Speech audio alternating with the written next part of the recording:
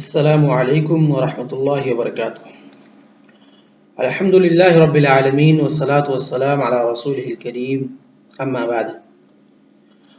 وعن ابی ہریرۃ رضی اللہ تعالی عنہ ان رسول اللہ صلی اللہ علیہ وسلم اتى المقبرہ فقال السلام علیکم دار قوم مؤمنین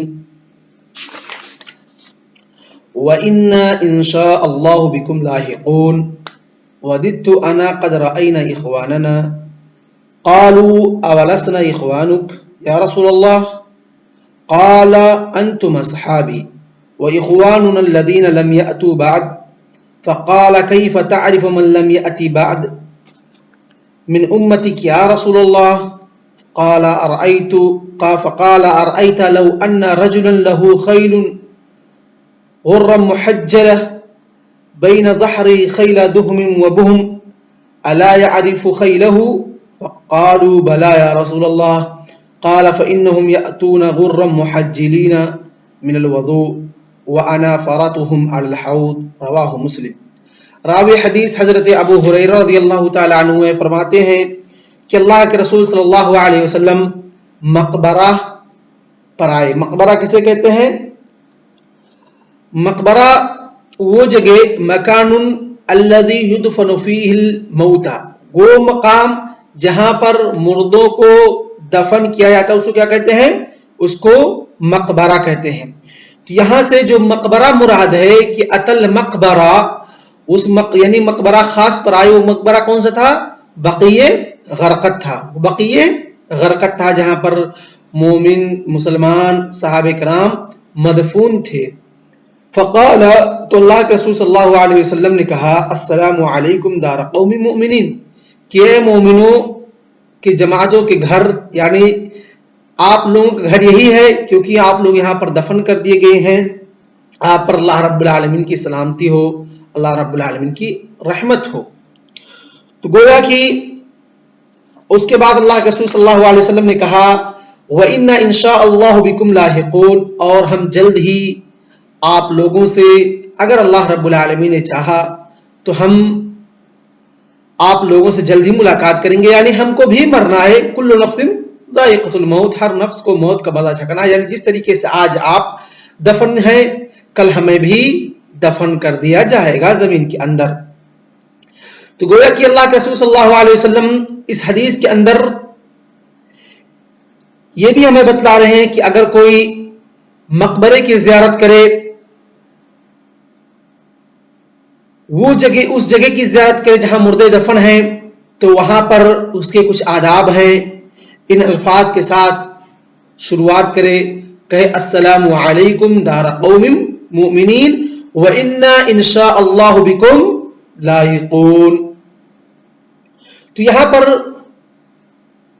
ایک چیز سمجھنے کی ضرورت ہے کہ اللہ کے رسول صلی اللہ علیہ وسلم نے فرمایا اِنَّا انشاءاللہ، استثناء کا صیغہ استعمال کیا، اِنَّا انشاءاللہ، کہ اگر ہم بھی آپ سے ملاقات کریں گے اگر اللہ رب العالمین نے چاہا، جبکہ ہر کسی کو مرنا ہے۔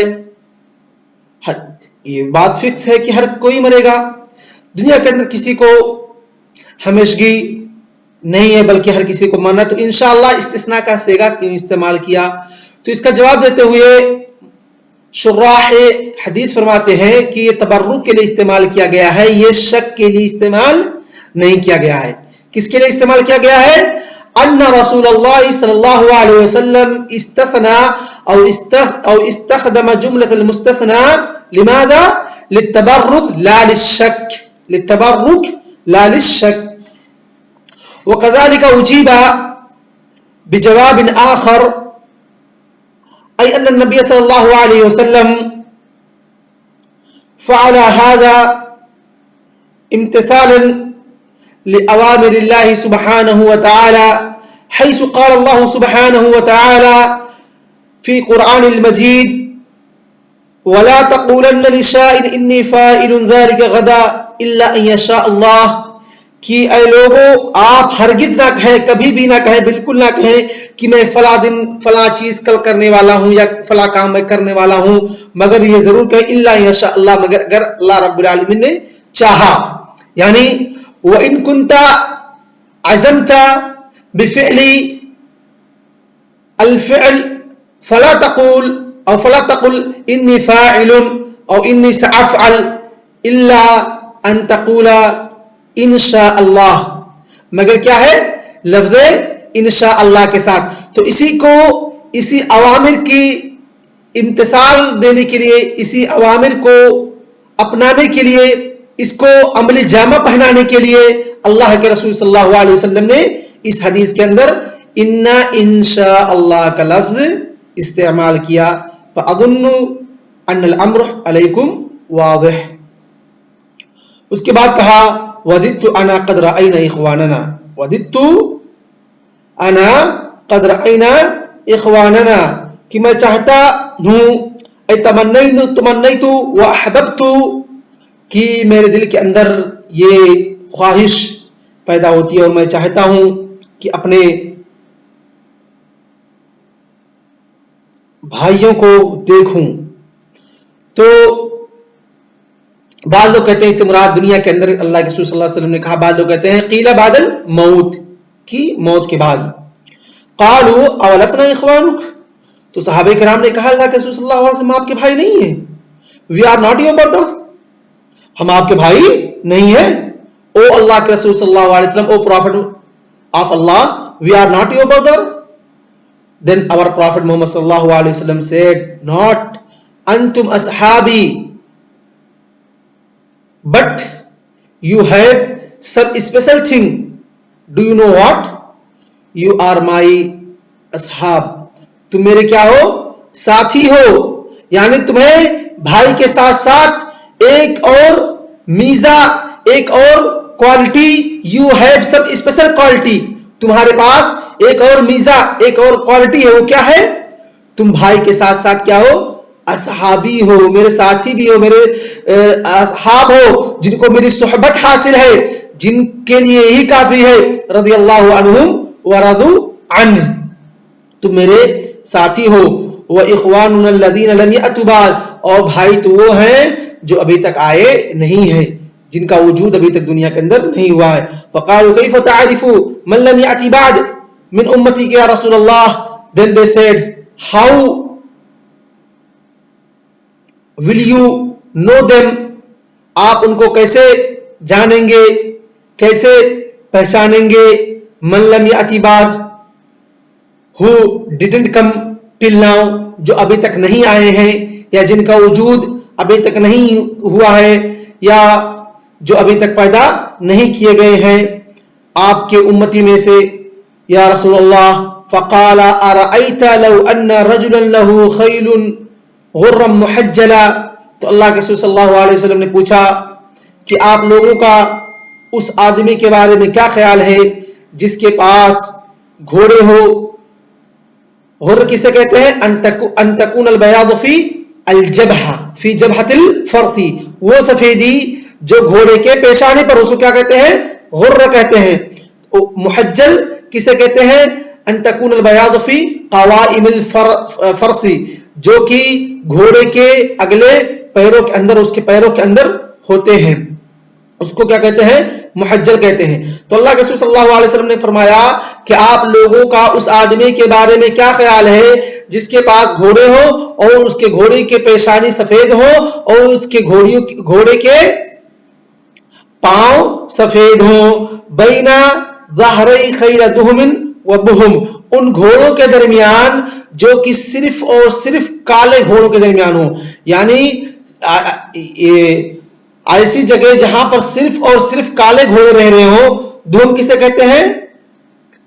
دہم کے معنی اسود کے ہوتے ہیں، خیل معنی گھوڑا، اور بہم کہتے ہیں اس کے معنی بھی کوئی ایک ایسا رنگ جو اس صرف اور صرف وہی رنگ ہو، اس رنگ کے ساتھ کوئی دوسرا رنگ ملا نہ ہو، چاہے وہ سفید ہو، چاہے وہ کالا ہو، چاہے نیلا ہو، چاہے پیلا ہو، کسی بھی رنگ کا ہو. تو یہاں پر جس سیاق میں آیا ہے اس سے مراد یہی ہے کہ کالا، یا جس رنگ میں ہو اسی رنگ میں ہو. تو جہاں ایسے بہت سارے گھوڑے رہ رہے ہوں، جہاں پر صرف اور صرف کالے گھوڑے ہوں، اور ان گھوڑوں میں سے کچھ گھوڑے ایسے ہوں جن کے پیشانی سفید ہو اور ان کے قوائم، ان کے پیر سفید ہوں، تو کیا آدمی ان گھوڑوں کو نہیں پہچان سکتا؟ ان گھوڑوں کو نہیں جان سکتا؟ الا یعرف خیلہ، کیا وہ اپنے گھوڑے کو نہیں پہچان سکتا؟ قالوا بلا یا رسول اللہ، تو انہوں نے کہا کیوں نہیں، اللہ کے رسول صلی اللہ علیہ وسلم ضرور پہچان لے گا، کیونکہ کالے گھوڑے میں ایک گھوڑے جو ہوں گے چمک رہے ہوں گے، الگ ہوں گے۔ تو اللہ کے رسول صلی اللہ علیہ وسلم نے فرمایا فإنهم يأتون غرا محجلين من الوضوء، میرے امتی ایسے ہوں گے، میں ان کو ایسے ہی پہچانوں گا، کیونکہ جب قیامت کے دن آئیں گے، کل قیامت کے دن ان کو زندہ کیا جائے گا، تو وہ لوگ ایسے ہی چمک دمک رہے ہوں گے، ان کے پیشانی، ان کے چہرے، ان کے آثار وضو، ان کے پیر، ان کے ہاتھ، ان کے چہرے، تمام چیزیں آثار وضو سے، وضو کرنے کی وجہ سے یہ تمام چیزیں کیا ہوں گی، چمک رہے ہوں گی، یہ چیزیں کیا ہوں گی، سفید ہوں گی اور چمک رہے ہوں گی، جس سے میں اپنی امتیوں کو، اپنے بھائیوں کو پہچان لوں گا۔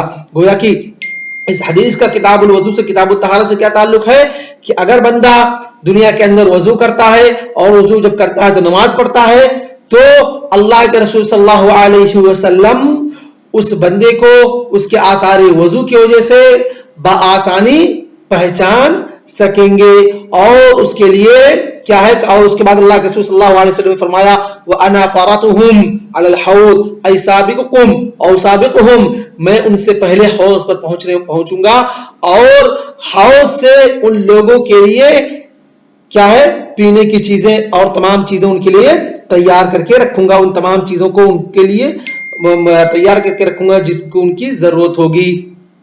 تو گویا کہ اللہ کے رسول صلی اللہ علیہ وسلم نے اس حدیث کے اندر اپنے ان لوگوں کے لیے خصوصی اور ان لوگوں کی فضیلت بیان کی ہے جو کہ دنیا کے اندر رہ کر کے وضو کرتے ہیں، جس سے ان کے آثار دنیا کے آخرت کے اندر کیا ہوں گے، چمک رہے ہوں گے، جس سے اللہ کے رسول صلی اللہ علیہ وسلم بآسانی ان کو پہچان لیں گے۔ لیکن انہی میں سے بعض لوگ ایسے ہوں گے جو دنیا کے اندر رہ کر کے اللہ کے رسول صلی اللہ علیہ وسلم کی دین کے اندر تحریف، تبدیل، بدعت، خرافات اور تمام چیزوں کا ایجاد کیا ہوا ہوگا، تو اللہ کے رسول صلی اللہ علیہ وسلم ان کو وہاں سے دھتکار دیں گے۔ جب وہ لوگ آ رہے ہوں گے، صحابی فرشتے ان کو ہٹائیں گے، تو اللہ کے رسول صلی اللہ علیہ وسلم کہیں گے تو میری امتی ہیں آنے دیجیے، کیونکہ ان کے بھی ہاتھ پیر چمک رہیں گے۔ تو اللہ کے رسول صلی اللہ علیہ وسلم سے فرشتے کہیں گے نہیں، یہ لوگ وہ ہیں غیروا بعدک دینک، جس نے تیرے دین کو تیرے جانے کے بعد، وفات پا جانے کے بعد چینج کر دیا تھا، اس کے اندر بدعت و خرافات، شرک و گمراہی، ذلت اور تمام چیزیں لا کر کے ملا دیا تھا۔ تو اللہ کے رسول صلی اللہ علیہ وسلم کہے سحقا سحقا لمن غیر بعدی دینی، کہ ان لوگوں کو بھگاؤ بھگاؤ، دور رکھو مجھ سے جنہوں نے میرے بعد میرے دین کو تبدیل کر دیا تھا، جنہوں نے میرے دین کے اندر نئی نئی چیزیں ایجاد کی تھی۔ تو اعاذنا اللہ وإیانا من هذا الفعل الشنیع والقبیح، تو ہم اللہ کی پناہ چاہتے ہیں اس فعل شنیع اور قبیح سے جو کہ بدعت اور خرافات ہیں، جس سے ہم کہیں ایسا نہ ہو کہ ہم بھی دھتکار دیے جائیں کل قیامت کے دن۔ اور اللہ رب العالمین سے دعا ہے کہ اللہ رب العالمین ہم لوگوں کو ان لوگوں میں سے بنائے جن کو اللہ کے رسول صلی اللہ علیہ وسلم حوض کوثر سے پانی پلائیں، آمین۔ اس کے بعد دوسری حدیث وعن ابی الدرداء رضی اللہ تعالی عنہ قال قال رسول اللہ صلی اللہ علیہ وسلم انا اول من يؤذن له بالسجود يوم القيامه وانا اول من يؤذن له ان يرفع راسه فانظر الى ما بين يدي فعارف امتي من بين الامم ومن خلفي مثل ذلك وعن يميني مثل ذلك وعن شمالي مثل ذلك فقال رجل يا رسول الله كيف تعرف امتك من بين الامم فيما بين نوح الى امتك قال هم غر محجلون من اثر الوضوء ليس احد كذلك غيرهم وعارفهم انهم يؤتون كتبهم بايمانهم وعارفهم تسعى بين ايديهم ذریتهم رواہ احمد۔ حضرت ابو الدرداء رضی اللہ تعالیٰ عنہ فرماتے ہیں کہ اللہ کے رسول صلی اللہ علیہ وسلم نے فرمایا میں پہلا شخص ہوں گا قیامت کے دن جس کو سجدے کی اجازت دی جائے گی، اور میں پہلا شخص ہوں گا قیامت کے دن جس کو حکم دیا جائے گا سب سے پہلے کہ وہ اپنے سر کو سجدے سے اٹھائے۔ پھر میں دیکھوں گا اپنے سامنے تو اپنی امتیوں کو پہچان لوں گا۔ کیسے پہچان لیں گے؟ کیونکہ ان کے آثار وضو کی وجہ سے دنیا کے اندر آخرت میں چمک رہے ہوں گے، وہ گرم محجل ہوں گے، اور ومن خلفی کہتے پھر اپنے پیچھے دیکھوں گا کہ اسی طریقے سے ہوں گے، پھر ان کو پہچان لوں گا، اپنے دائیں دیکھوں گا، اپنے بائیں دیکھوں گا، اور اپنی امتیوں کو پہچان لوں گا۔ فقال رجل کیف تعرف امتک یا من بین الامم، تو کیسے اللہ کے رسول صلی اللہ علیہ وسلم اپنی امتیوں کو پہچانیں گے؟ کیا طریقہ ہوگا؟ ان میں نوح کی امتیں ہوں گی، آدم کی امتیں ہوں گی، ابراہیم کے ہوں گے، موسیٰ کے ہوں گے، عیسیٰ کے ہوں گے، سلیمان کے ہوں گے، داؤد کے ہوں گے، صالح کے ہوں گے، علوت کے ہوں گے، ابراہیم کے ہوں گی، اور اسماعیل کے ہوں گے، یعقوب کے ہوں گے، تمام نبیوں کی امتیں ہوں گی، کیسے آپ پہچانیں گے؟ قال ہم غرم محجلون من اثر الوضوء، تو اللہ کے رسول صلی اللہ علیہ وسلم نے فرمایا کہ وہ لوگ چمک رہے ہوں گے، ان کی پیشانیاں، ان کے ہاتھ پیر آثار وضو سے چمک رہے ہوں گے، جو میری امت کی خصوصیت ہے، جس کی وجہ سے میں اپنی امتیوں کو پہچان لوں گا۔ لیس احد کذلک غیرہم، اس کے اس طریقے سے یا اس صفات سے ان کے علاوہ کوئی دوسرا متصف نہیں ہوگا۔ وعارفہم انہم یؤتون کتبہم، اور اس طریقے سے میں ان کو پہچانوں گا کہ ان کی کتابیں، ان کے نام اعمال ان کے دائیں ہاتھ میں دی جائیں گی۔ تو کیا اور دیگر امتیوں کے نام اعمال دائیں ہاتھ میں نہیں دی جائیں گے؟ دیے جائیں گے، بلکہ ہو سکتا ہے کہ اللہ کے رسول صلی اللہ علیہ وسلم کی امتیوں کو کچھ خاص خصوصیت کے ساتھ دیا جائے دائیں ہاتھ میں، کچھ خاص خصوصیت کے ساتھ دیا جائے، یا تمام امتیوں کے ساتھ ان کو بھی دائیں ہاتھ میں دیا جائے گا، اور ان کی بھی ان کی بھی ضرورت آگے پیچھے چل رہی ہوں گی، لیکن اس کے ساتھ ساتھ کیا ہوں گے؟ وہ غرم محجل ہوں گے۔ کہتے ہیں وعارفہم تسعی بین ایدیہم ذریتہم، اور ان کو میں پہچانوں گا کہ ان کی امتی، ان کی ذریت، ان کی آل و اولاد ان کے آگے پیچھے گھوم رہی ہوگی۔ تو گویا کہ اللہ کے رسول صلی اللہ علیہ وسلم اپنی امتیوں کو کس طریقے سے کل قیامت کے دن پہنچانیں گے، اس کا مین وجہ دنیا کے اندر کیا ہے؟ طہارت ہے، وضو ہے، جس کی کئی ساری فضیلتیں ہم آپ لوگوں نے زیر تدریس رکھی پچھلے ایک ہفتے سے، اور کتاب الطہارہ جو کہ مشکات المصابیح کی کتاب الطہارہ فصل اول فصل ثالث کا ہم نے دراسہ کیا، اور اس کے اندر جتنی حدیثیں ذکر کی گئی تھیں اس کا ہم نے دراسہ کیا، اور آج کے درس ہم اسی پر اکتفا کرتے ہیں۔ وصلی اللہ علی نبینا محمد وعلی آلہ وصحبہ اجمعین، والسلام علیکم ورحمۃ اللہ وبرکاتہ۔